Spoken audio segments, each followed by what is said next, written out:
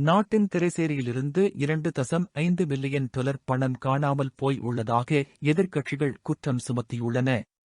இது தொடர்பில் எதிர்க்கட்சித் தலைவர் சஜித் பிரேமதாச அரசாங்கத்தின் மீது குற்றச்சாட்டு ஒன்றை முன்வைத்துள்ளார். அரசாங்கத்திற்கு சொந்தமான $2.5 மில்லியன் அல்லது $25 லட்சம் பணம் காணாமல் போய் உள்ளதாக தகவல்கள் கிடைக்கப் பெற்றுள்ளது என அவர் தெரிவித்துள்ளார். அரசாங்கம் வெளிநாட்டு கடன் செலுத்துகை ஒன்றை மேற்கொண்ட போது ஏற்பட்ட தவறினால் இந்த பணம் காணாமல் போய் உள்ளதாக அவர் தெரிவித்துள்ளார்.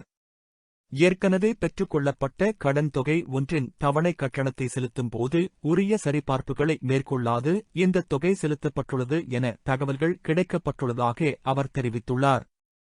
ஹேக்கர் ஒருவரின் கைகளுக்கு இந்த பணம் சென்றுள்ளதாக தகவல்கள் கிடைக்கப் பெற்றுள்ளது என தெரிவித்துள்ளார்.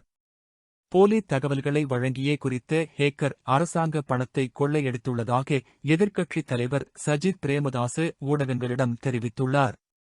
இதேவேளை இந்த பணம் காணாமல் போன விவகாரம் தொடர்பில் நிதி அமைச்சு அல்லது அரசாங்கத்தின் வேறு எந்தவொரு தரப்போ அதிகாரப்பூர்வ தகவல்கள் எதனையும் இதுவரையில் வெளியிடவில்லை என்பது குறிப்பிடத்தக்கது.